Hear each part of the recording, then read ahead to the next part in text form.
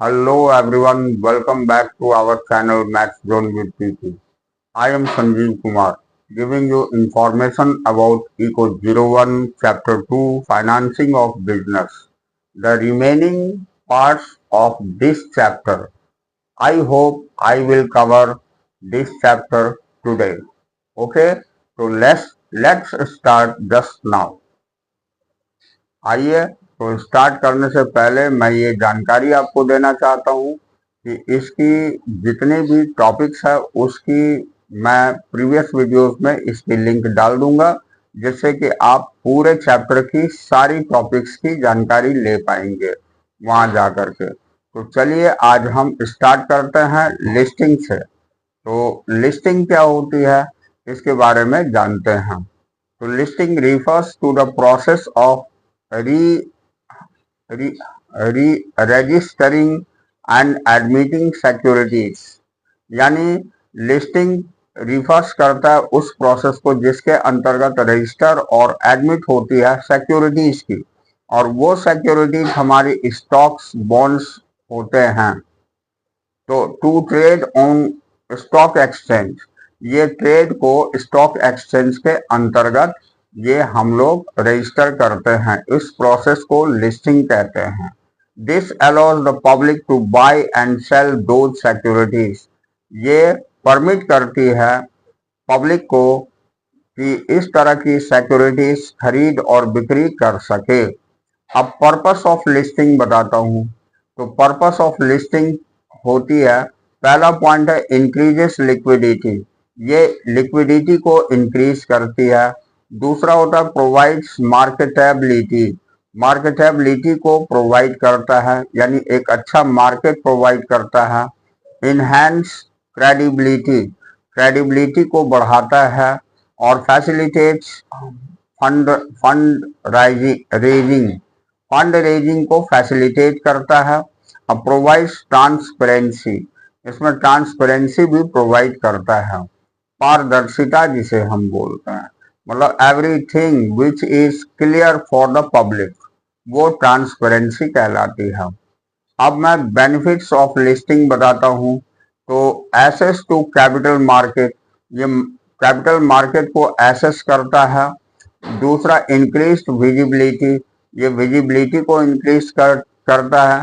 तीसरा improved credibility, ये credibility को इम्प्रूव करता है।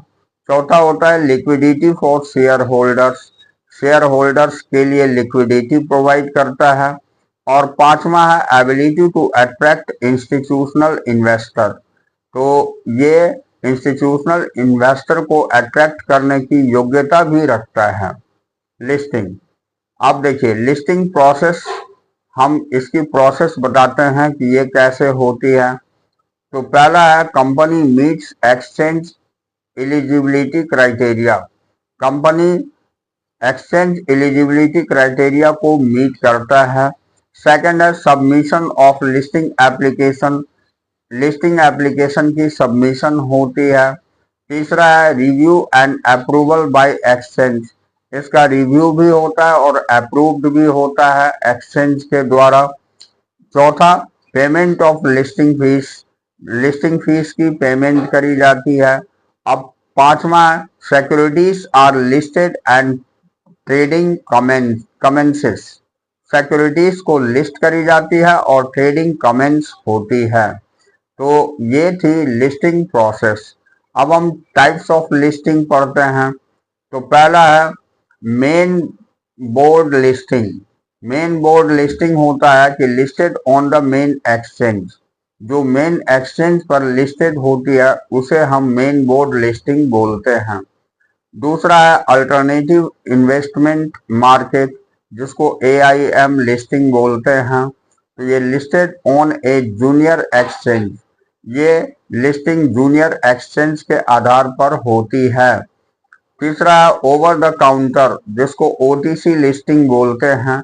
ये ट्रेडेड आउटसाइड मेजर एक्सचेंजेस, ये बड़े एक्सचेंज के आउटसाइड ट्रेड जो होती है उसको हम over the counter OTC listing बोलते हैं। अब लिस्टिंग रिक्वायरमेंट्स, लिस्टिंग के लिए किन किन चीजों की आवश्यकताएं होती है वो हमारी लिस्टिंग रिक्वायरमेंट्स में आती है। तो फर्स्ट पॉइंट है मिनिमम शेयर कैपिटल, कम से कम शेयर कैपिटल की जरूरत होती है। सेकंड प्रॉफिटेबिलिटी रिक्वायरमेंट, यानी प्रॉफिटेबिलिटी की रिक्वायरमेंट होती है। तीसरा है public share holding requirement, public share holding की भी रिक्वायरमेंट होती है। चौथा है corporate governance compliance, corporate governance compliance भी होती है। और पांचवा है डिस्क्लोजर रिक्वायरमेंट, तो रिक्वायरमेंट की डिस्क्लोज होती है। इस तरह ये 5 लिस्टिंग की रिक्वायरमेंट्स होती है। अब देखिए डी लिस्टिंग किसे बोलते हैं ये हम जानते हैं। तो first voluntary delisting, company chooses to delist, इसको कंपनी चूज करती है अगर डिलिस्ट करने के लिए तो उसको हम वॉलंटरी डी लिस्टिंग बोलते हैं। सेकंड है कंपल्सरी डी लिस्टिंग, तो exchange removes listing due to non compliance, अगर नॉन कंप्लायंस के कारण से एक्सचेंज रिमूव करती है लिस्टिंग को तो उसको हम कंपल्सरी डी लिस्टिंग बोलते हैं। अब स्टॉक एक्सचेंज लिस्टिंग की कहाँ कहाँ कौन कौन से हैं ये हम जानते हैं। तो पहला है न्यूयॉर्क स्टॉक एक्सचेंज NYSE होता है। दूसरा NASDAQ होता है। तीसरा लंदन स्टॉक एक्सचेंज LSE होता है। चौथा बॉम्बे स्टॉक एक्सचेंज BSE होता है। और पांचवा नेशनल स्टॉक एक्सचेंज NSE होता है। इस तरह टोटल 5 स्टॉक एक्सचेंज होती है लिस्टिंग की। अब हम नेक्स्ट टॉपिक पर आते हैं। इसमें देखते हैं कि what are the reasons of passing the securities contractors regulation act 1956। ये जो क्वेश्चन है ये बहुत ही इंपॉर्टेंट है। इसमें रीजन पूछा गया है सिक्योरिटीज को पास करने की जो कॉन्ट्रैक्टर रेगुलेशन एक्ट 1956 में इन्वॉल्व है तो वो क्या है उसके बारे में हम जानेंगे। तो आइए स्टार्ट करते हैं।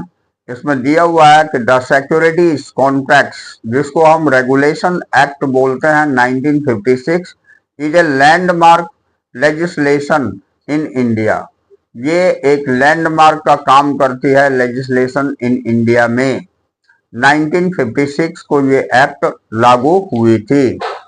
अब उसके बाद दिया हुआ है कि that regulates trading of securities, जो ट्रेडिंग ऑफ सिक्योरिटीज को रेगुलेट करती है। अब the primary reason for passing this act were, सबसे प्राथमिक कारण क्या था इसको पास करने की वो हम जानते हैं। आइए, तो प्राइमरी ऑब्जेक्टिव्स के अंतर्गत ये बताया गया है।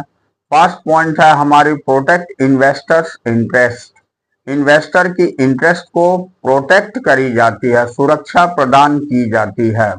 दूसरा है prevent unfair trading practices, unfair trading practices से बचाव की जाती है, प्रिवेंट करी जाती है। थर्ड है regulate securities markets, securities market को रेगुलेट करी जाती है। चौथा है promote transparency and disclosure, transparency और डिस्क्लोजर को प्रमोट की जाती है। और पांचवा है develop a robust and efficient securities market, एक रोबस्ट और इफिशिएंट सिक्योरिटी मार्केट को डेवलप करना।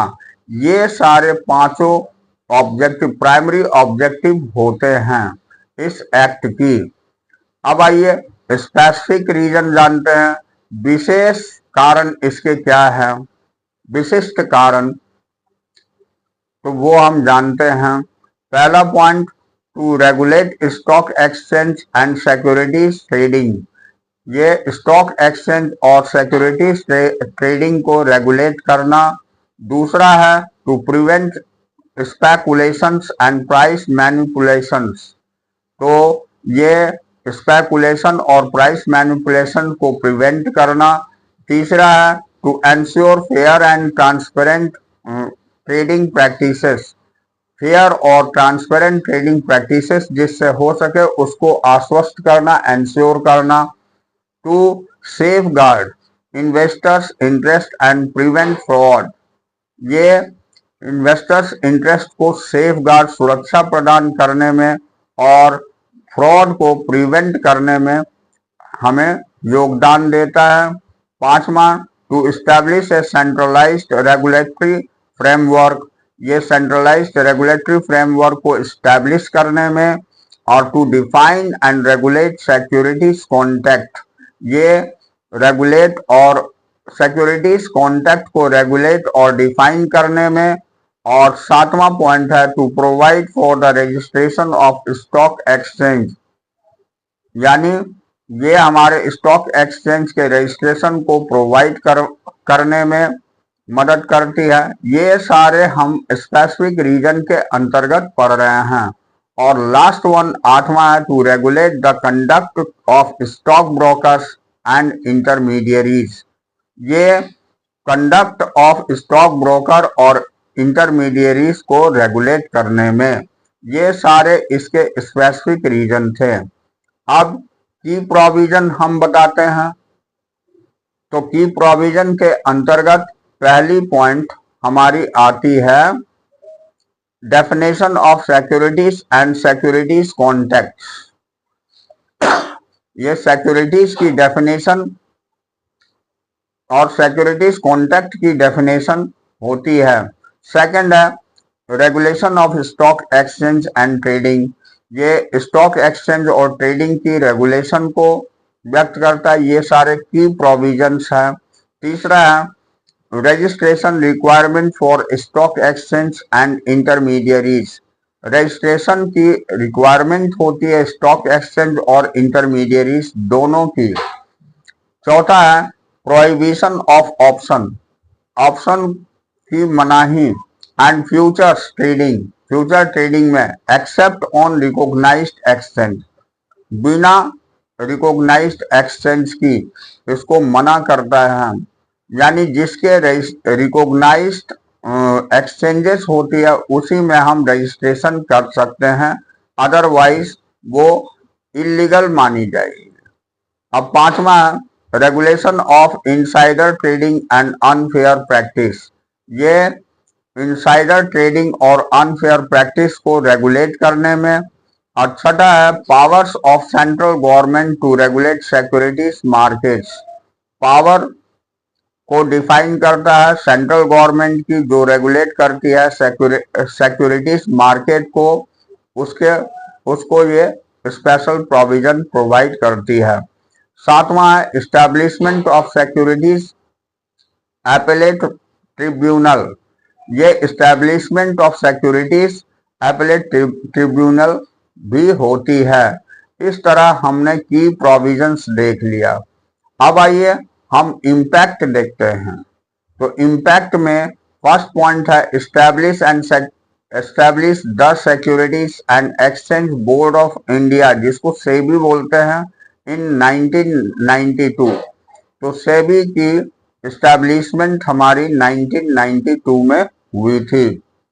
दूसरा point led to growth and development of Indian securities market, ये ग्रोथ और डेवलपमेंट इंडियन सिक्योरिटीज मार्केट को लीड करता है।